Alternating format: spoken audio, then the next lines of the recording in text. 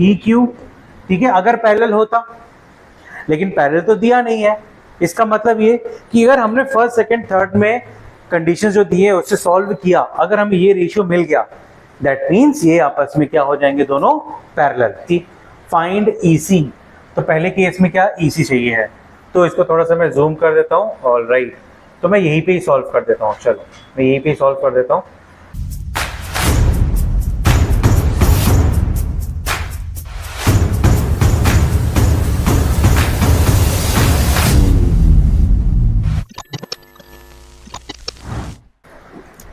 Last lecture में एक concept clear किया था हम लोगों ने। वो कंसेप्ट क्या था कि कोई भी दो ट्रायंगल्स सिमिलर कब होंगे, जब उनके करस्पॉन्डिंग एंगल्स एंड उन एंगल्स के करस्पॉन्डिंग साइड्स का रेशियो इक्वल होगा।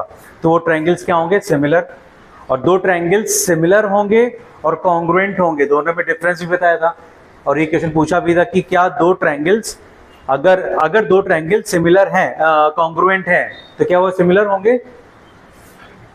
अगर दो ट्रायंगल कॉन्ग्रुएंट तो क्या वो सिमिलर होंगे, करेक्ट। लेकिन अगर दो ट्रायंगल सिमिलर है तो क्या वो कॉन्ग्रुएंट होंगे, ये जरूरी है नहीं।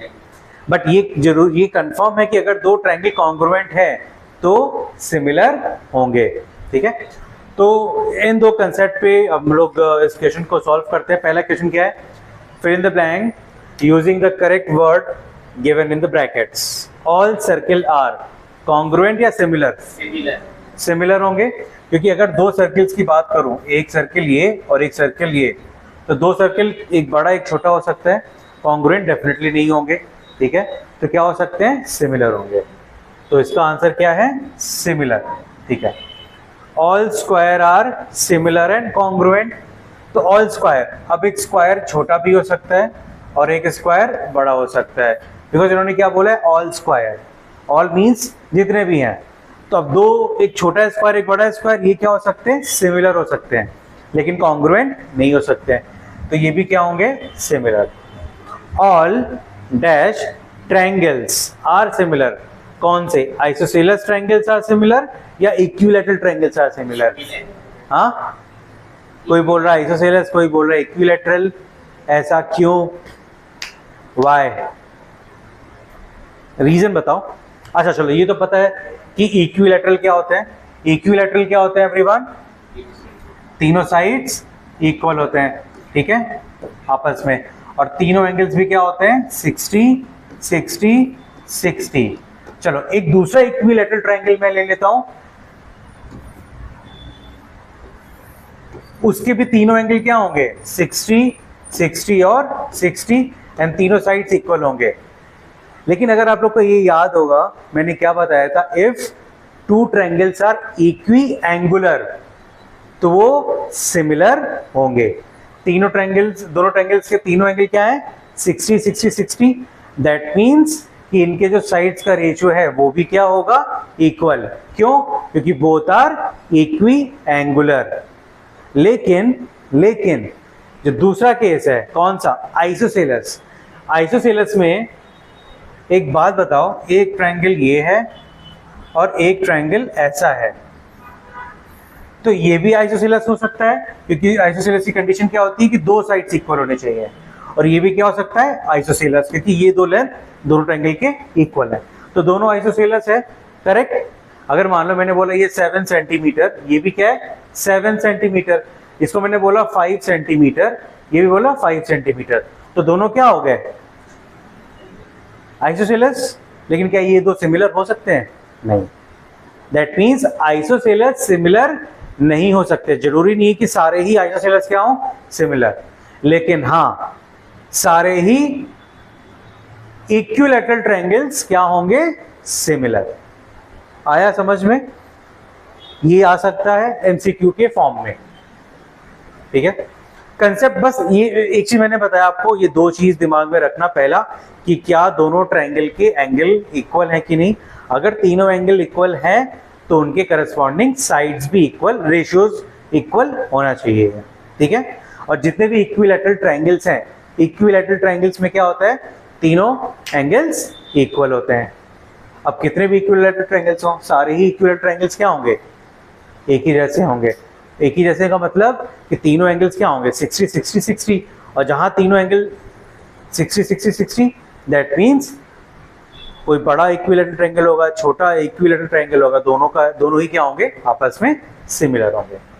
Next, two polygons of the same number of sides are similar. Polygon की बात हो रही है, किसकी बात हो रही है? Polygon. So two polygons of the same number of sides are similar if their corresponding angles are equal. तो पहले में क्या आएगा इसमें? Equal, and corresponding sides are, दूसरा क्या आएगा? प्रोपोर्शनल। ठीक है, दूसरे में क्या आएगा? प्रोपोर्शनल। ठीक है, now give two different examples of pair of similar figure. दो एग्जांपल दो सिमिलर फिगर के। Give two different examples of pair of similar figures. क्या होगा? ट्रायंगल। कौन से? Equilateral triangle. और two squares, correct. Rectangles, correct. Alright, non similar figures का example क्या दे सकते हो? स्क्वायर और rectangle, then equilateral and isosceles, या स्केलेटन और आइसोसेलेस।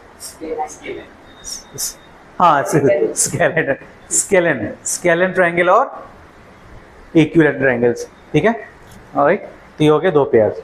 नेक्स्ट,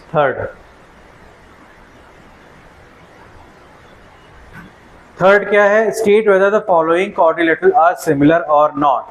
तो अभी इस क्वेश्चन में ये दोनों क्या है? सिमिलर है कि नहीं है, ये पता करना है। तो अब ये दोनों सिमिलर होंगे कि नहीं होंगे, मैंने बताया था दो चीज चेक करना है। पहला क्या चेक करना है कि उनके एंगल्स इक्वल है कि नहीं, दूसरा क्या चेक करना है? उनके साइड्स का रेशियो। तो अगर इनके साइड्स का रेशियो देखो, ये 1.53, so 1.5 upon 3 is equals to, ये कितना है? 1.5 upon 3 is equals to 1.5 upon 3 is equals to 1.5 upon 3। I think sides का रेशियो तो इक्वल है, लेकिन क्या एंगल इक्वल है? तो ये अगर 90 है तो इट इज़ वेरी ऑब्वियसली ये 90 नहीं है, राइट। 90 के लिए ये वाला साइन दिया होता है, तो ये 90 नहीं। अच्छा, ये कौन सा है फिर? ये पॉलीगन कौन सा है? रोम्बस, करेक्ट, क्योंकि रोम्बस दो ही तो होते हैं जिसमें चारों साइड इक्वल होते हैं। कौन सा? रोम्बस और स्क्वायर, राइट। नाउ तो ये हो गया हमारा फर्स्ट एक्सरसाइज कंप्लीट। ठीक, ऑलराइट। सिमिलैरिटीज ऑफ ट्रायंगल्स हमने डिस्कस किया था ऑलरेडी, मैंने समझाया कि दो ट्रायंगल्स कैसे सिमिलर होंगे। नाउ बीपीटी बताया था, हाँ बताता हूँ। नेक्स्ट, ओके, ये मैंने नहीं बताया था लास्ट टाइम पे, ये है कन्वर्स। क्या है? अच्छा, लास्ट टाइम हमने क्या बोला था कि अगर किसी भी ट्रायंगल में अगर एक लाइन थर्ड साइड के पैरेलल डिवाइड करती है दो डिफरेंट पॉइंट्स पे, तो उनके साइड्स के रेशियोज इक्वल होंगे। लेकिन जो कन्वर्स थ्योरम है वो क्या कहता है? If a line divides any two sides of a triangle in the same ratio. पहले वाले में बीपीटी में हमने क्या बोला था कि अगर पैरेलल लाइन है थर्ड साइड के तो रेशियोज क्या होंगे? इक्वल। लेकिन कन्वर्स उसका उल्टा, कि अगर रेशियोज इक्वल होंगे तो ये जो साइड है वो क्या होगी? पैरेलल।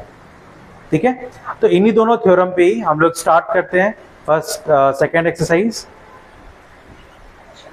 6.2। ऑलराइट, और मैंने लास्ट लेक्चर में समझा दिया है बीपीटी क्या होता है, सिमिलर फिगर्स क्या होते हैं, ये सब अच्छे से एक्सप्लेन किया है। नाउ पहला क्वेश्चन 6.2 का, एवरीवन पहला क्वेश्चन क्या है? चलो,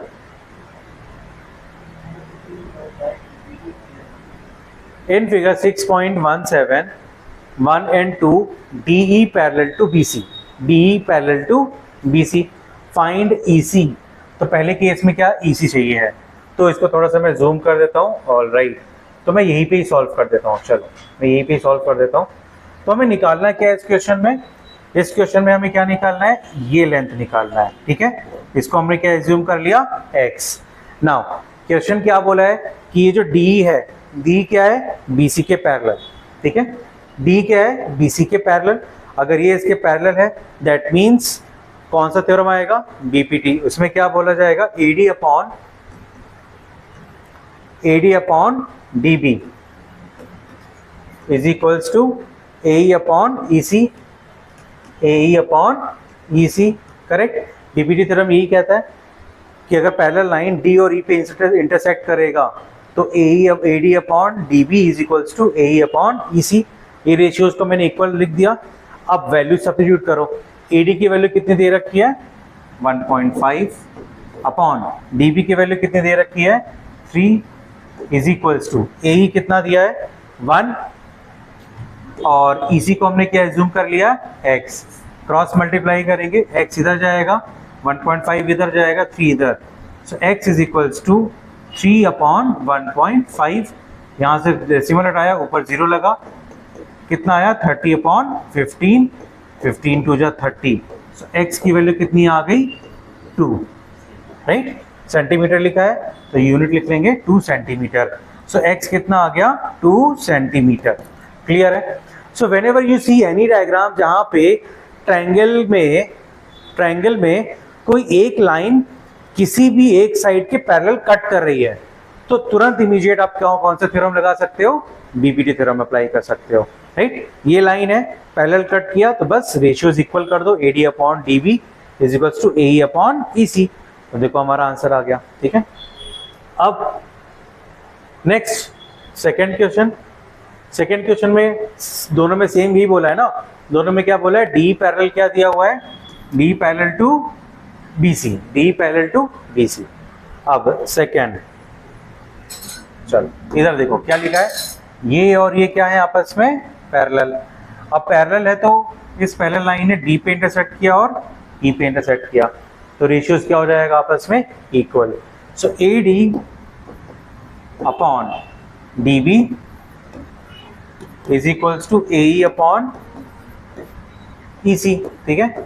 नाउ AD कितना दिया है वही तो कैलकुलेट करना है, इसी को हम एज्यूम क्या कर लेंगे x सेंटीमीटर, AD की जगह रखा हमने x अपॉन DB कितना दिया है 7.2 इज इक्वल्स टू AE कितना दिया है 1.8 डिवाइड बाई EC कितना है 5.4। ठीक है। अच्छा डेसिमल्स पहले हटा दो, ये 1.8 एक डेसिमल, एक नंबर के बाद डेसिमल है, इसको और नीचे को हटा दिया, x क्या आ गया, क्रॉस मल्टीप्लाई किया 18 इंटू 7.2 अपॉन 54। इसको सिंप्लीफाई करके x की वैल्यू निकालो, जल्दी बताओ मुझे x की वैल्यू क्या आ रही है, हाँ 12/5, सबका सेम आ रहा है, जल्दी करो, इसको कैंसिल करो, 2 9 जा 3 3 जा 9,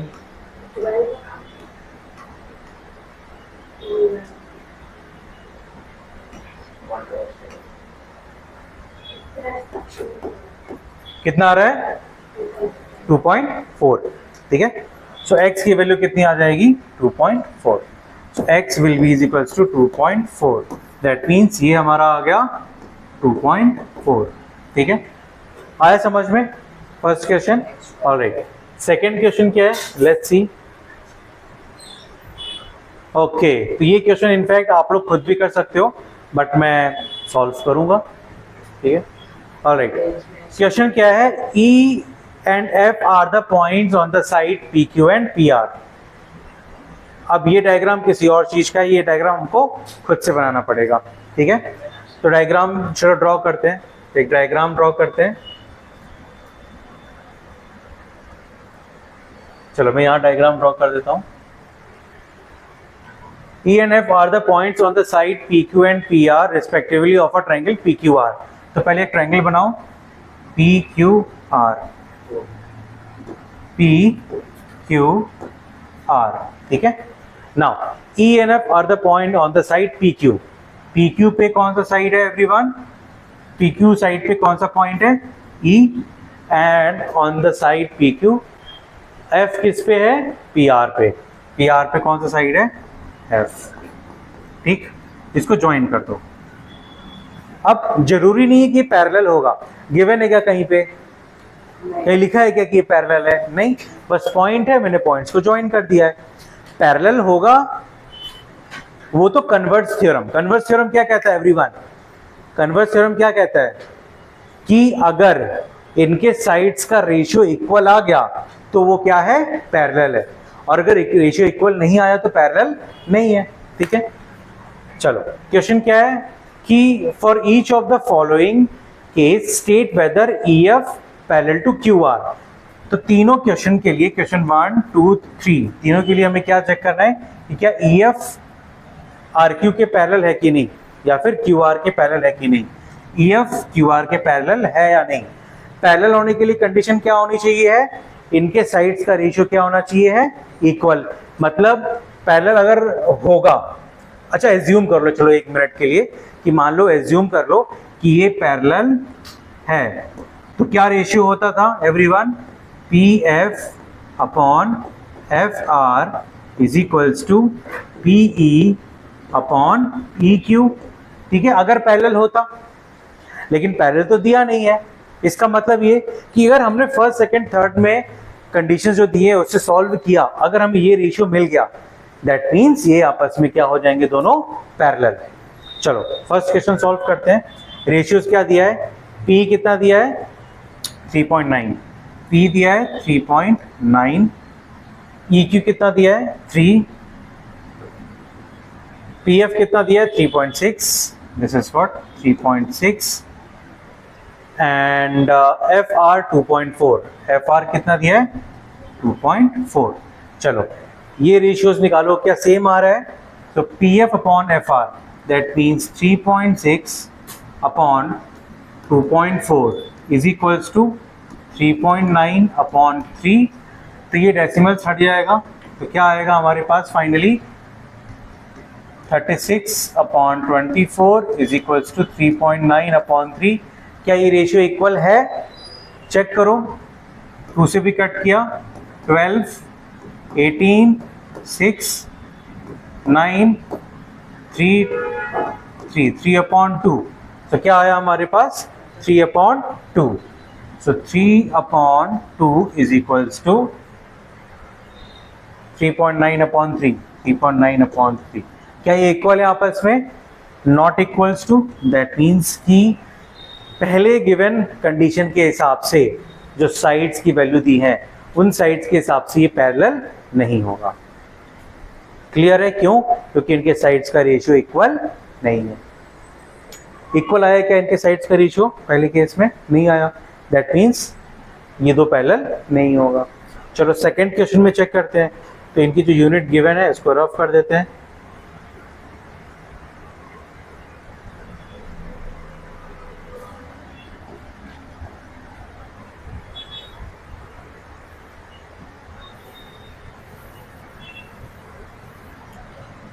ओके, सो सेकेंड क्वेश्चन में यूनिट क्या दिया है? P दिया है 4 सेंटीमीटर, P दिया है 4 सेंटीमीटर। ठीक है, QE 4.5, ये दिया है 4.5। PF 8 सेंटीमीटर, ये कितना दिया है? 8 सेंटीमीटर। और RF 9, इनका रेशियो निकालो।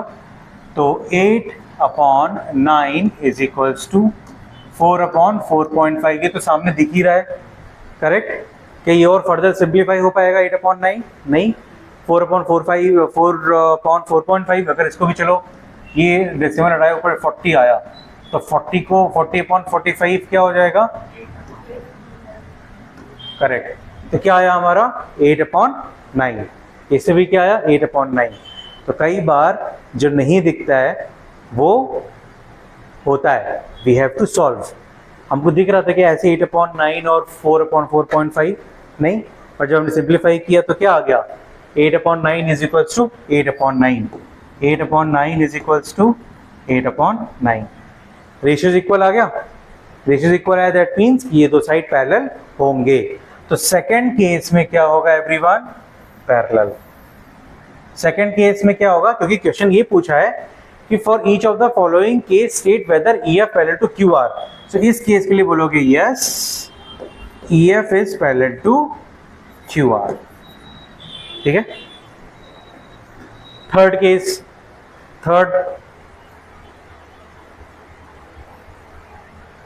थर्ड में क्या दिया है, पी क्यू दिया है 1.28, तो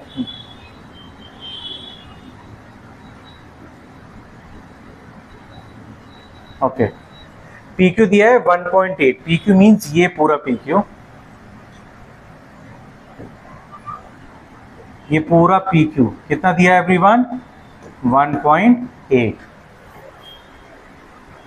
1.28, 1.28 और पी आर दिया है 2.56, पी आर कितना दिया है, ये पूरा यहां से यहां तक कितना दिया है, P R is how much,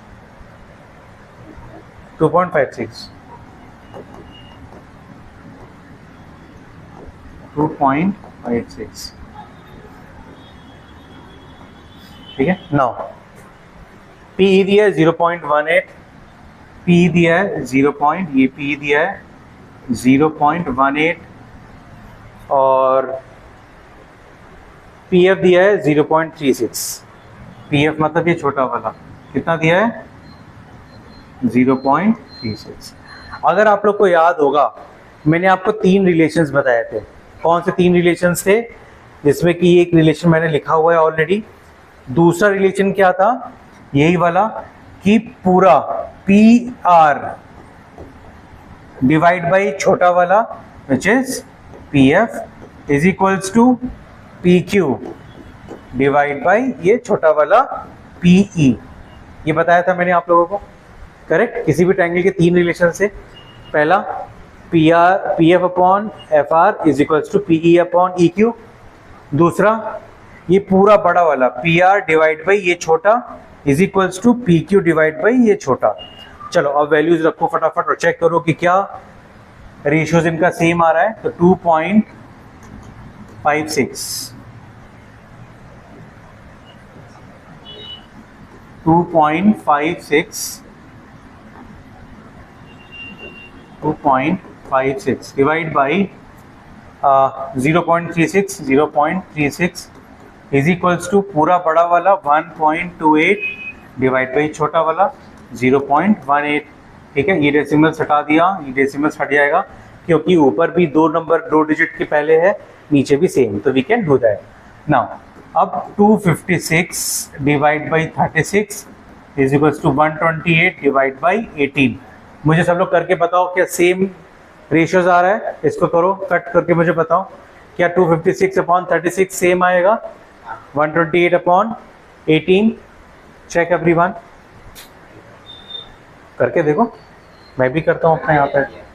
हाँ क्या आ रहा है रेशियो,